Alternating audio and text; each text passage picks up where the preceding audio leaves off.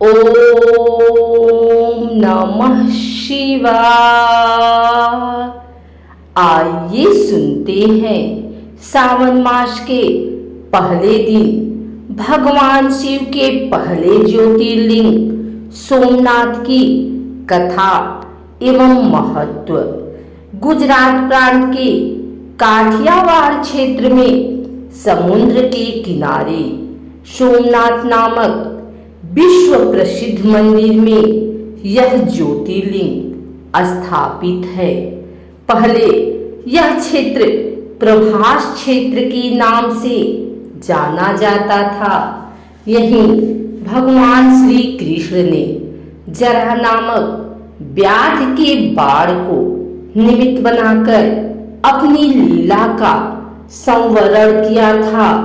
यहाँ के ज्योतिर्लिंग की कथा का पुराणों में इस प्रकार से वर्णन है।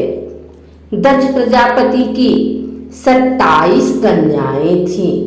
उन सभी का विवाह चंद्रदेव के साथ हुआ था, किंतु चंद्रमा का समस्त अनुराग व प्रेम उनमें से केवल रोहिणी के प्रति ही रहता था।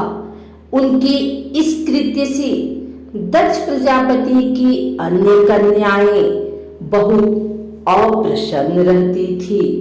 उन्होंने अपनी यह व्यथा कथा अपने पिता को सुनाई।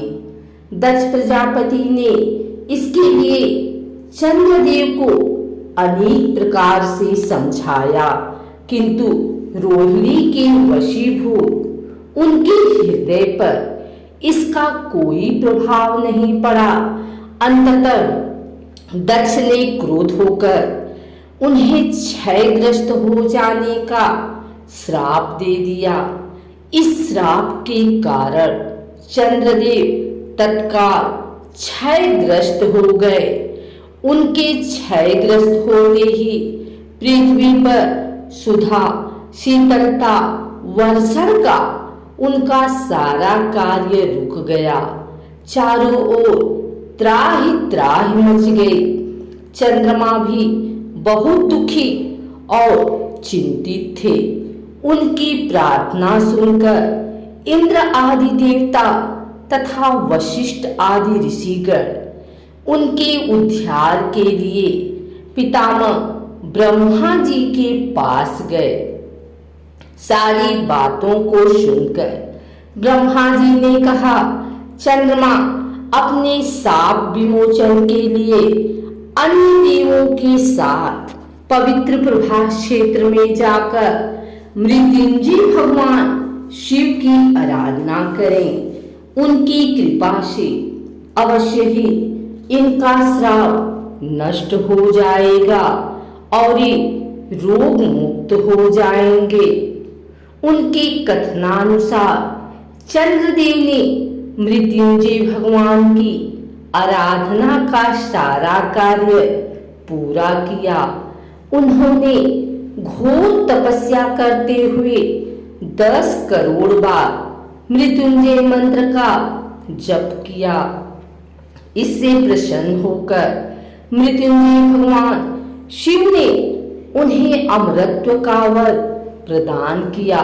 उन्होंने कहा, चंद्रदेव तुम शोक न करो, मेरे वर से तुम्हारा शाप मोचन तो होगा ही, साथ ही साथ प्रजापति दक्ष के वचनों की रक्षा भी हो जाएगी।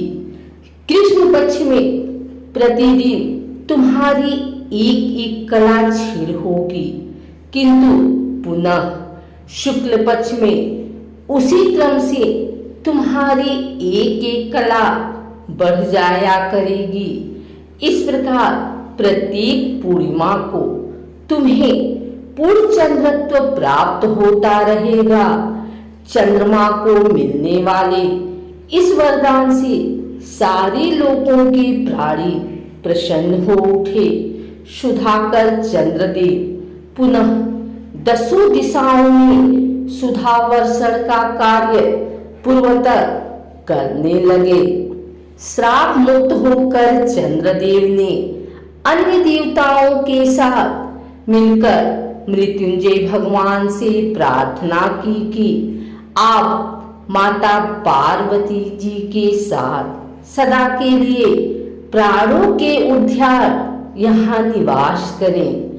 भगवान शिव उनकी इस प्रार्थना को स्वीकार करके ज्योतिर्लिंग के रूप में माता पार्वती जी के साथ तभी से यहाँ रहने लगे। पावन प्रभास क्षेत्र में स्थित इस सोमनाथ ज्योतिर्लिंग की महिमा महाभारत, श्रीमद् भागवत तथा स्कंद पुराण आदि में विस्तार से बताई गई है। चंद्रमा का एक नाम सोम भी है। उन्होंने भगवान शिव को ही अपना नाथ स्वामी मानकर यह तपस्या की थी। अतः इस ज्योतिर्लिंग को सोमनाथ कहा जाता है। इसके दर्शन, पूजन, आराधना से भक्तों के जन्म जन्मांतर के सारे पाप और दुष्कृत विनष्ट हो जाते हैं। वे भगवान शिव और माता पार्वती के अक्षय कृपा के पात्र बन जाते हैं। मोक्ष का मार्ग उनके लिए सहज ही सुलभ हो जाता है। उनके लौकिक पारलौकिक सारे कृत्य स्वमेव सफल हो जाते हैं। भारतीय उपमहाद्वीप के पश्चिम में अरब सागर के तट पर स्थित आदि ज्योतिर्लिंग श्री सोमनाथ महादेव मंदिर की छटा ही निराली है। यह तीर्थ स्थान देश के प्राचीनतम तीर्थ स्थानों में से एक है और इसका उल्लेख स्कंद पुराण, श्रीमद् भागवत गीता, शिव पुराण आदि प्राचीन ग्रंथों में भी है। वहीं ऋग्वेद में भी सोमेश्वर महादेव की महिमा का उल्लेख है।